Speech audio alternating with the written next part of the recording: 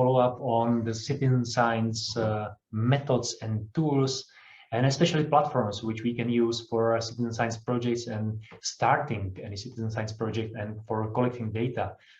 And as Jakub mentioned in the previous presentation, there are some platforms. On one hand, there are some platforms which gather citizen science projects.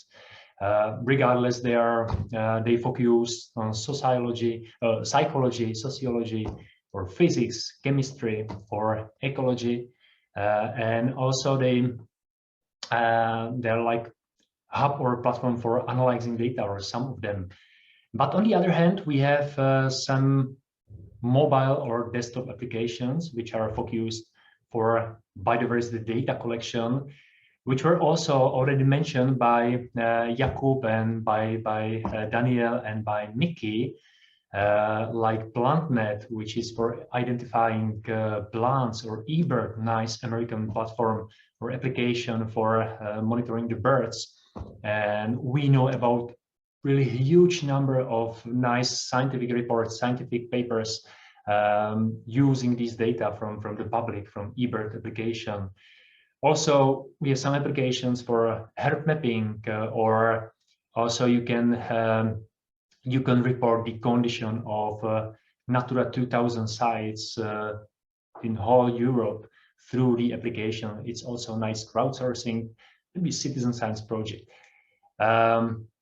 In previous presentation from Mickey, we could hear about open biomaps like as one of the tools widely used, at least in Hungary, but it's still expanding to the other countries because it's very valuable, and it's also used for analyzing data, not just for collecting and for monitoring.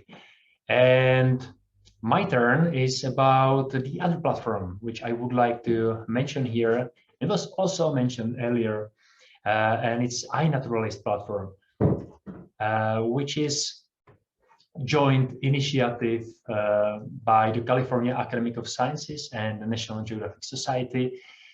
And it's very widely used across the world with now more than 2 million of observers. And as you can see here on the map, on the world map, right now in the iNaturalist platform, or in the iNaturalist storage, is more than 90 million observations from people around the world.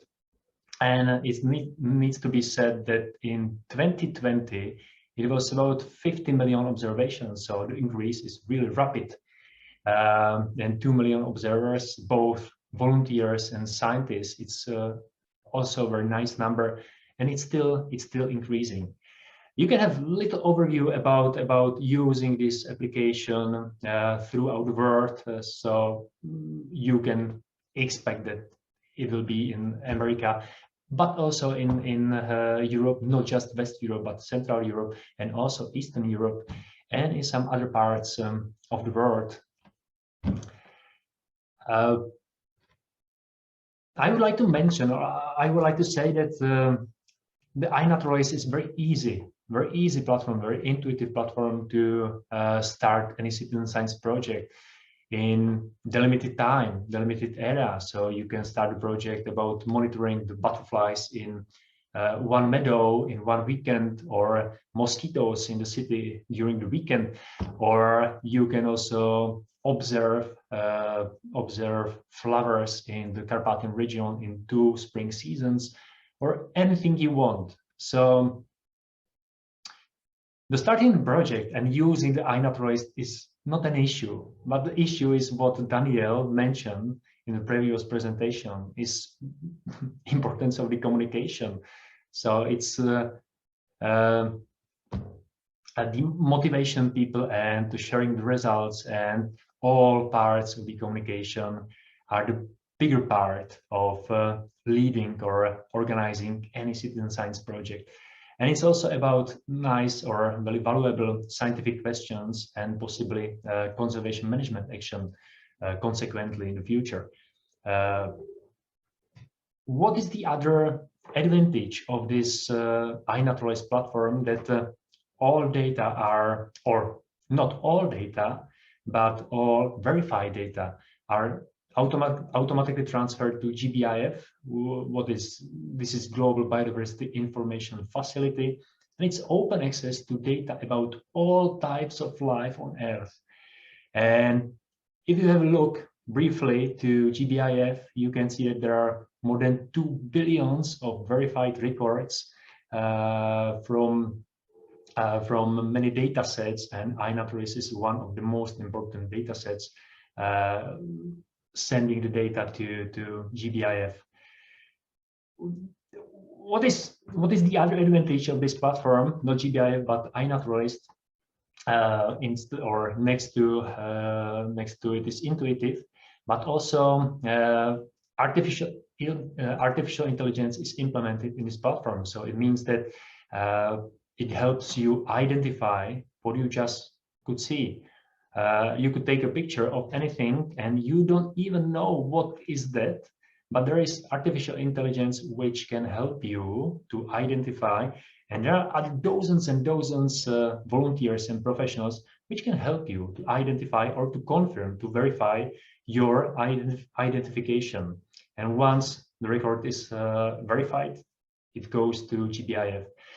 Of course, there is a huge discussion about verification process. If there are like sufficient number of verifications or of the persons or the steps which are necessary for verification, but from many scientific papers we can see, and from many conservation management practices, we can see that these data are super valuable. But I was mentioning so many advantages of this iNaturalist platform, but also I need to say some disadvantages or maybe more challenges of this platform or using this platform.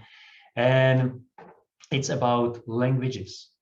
If we talk about Carpathian region, and not just Carpathian region, but now we are talking about Carpathian region, we are talking about 7 states, 7 countries, and each country speaks different language. And if you want to use this platform, we need translation for each of these languages.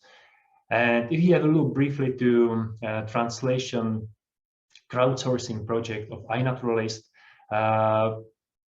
we can see the example of Czech Republic. It's quite easy because National Museum helped to or made really huge effort to translate all taxa, all biological taxa to the Czech language. So it's very well used for Czech people.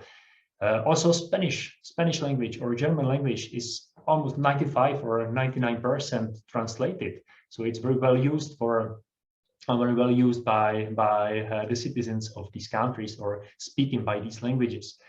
But if we have a look to Poland or Slovakia or Hungary, if we are talking about V4 countries, we are somewhere around 35 or 40%. So we have some challenge, we have some barrier in languages, and huge potential to the future to translate taxa organizedly to particular languages, to use it more globally. But if I go back to the map, you can see that despite these language barriers, the application is used and widely used in also these countries where the translation is not on 100%, because again, there are English names, there are Latin names, there are pictures, and you can create your life list in your application. You can be the others with your life list, and you can take pictures of different organisms throughout the world when you travel somewhere. And what's really funny that you don't even know that you are a citizen scientist. You have just application. You can take a picture. The artificial intelligence and the other professionals can tell you what you observe, so you can learn something. And you don't even know that your data are sent to some scientific project in your area or in Europe or in the world, and they can be used for a good purpose, for a nice scientific result, and consequently for some conservation management practices. So this is very nice, very interesting age of collecting data and sending the data even without your not confirmation, but you don't really need to know about the project. But again, as Daniel mentioned earlier, once you communicate your project, once you motivate and personally motivate and the local stakeholders and your volunteers and citizen scientists, you can have nice impact of your project. Without any communication, you cannot expect any impact and any results. Maybe few observations, but not huge results. So the communication is really a crucial task for coordinating any citizen science project, as mentioned earlier. I have here the other thing of the other part and main part of this, not main part, but very important part of the citizen science practice. I guess that many of you have heard about City Nature Challenge, which is a nice example of collective monitoring of biodiversity inside the cities throughout the world. And this is BioBlitz event. BioBlitz event is the kind of snapshot study of specific location where scientists and the community work together to record as many species in some delimited time frame. But it's not just about collecting data. It's nice to get the huge number of data or huge number of observation in your area together with the public. But the more important part is the involvement or the potential of involvement the community in their local environment, the increasing their appreciation and increasing environmental awareness and education in this area. And it's not just about tourists or locals, but also the other like farmers, as Daniel mentioned. So I can say that BioBlitzes, these events are the epitome of citizen science.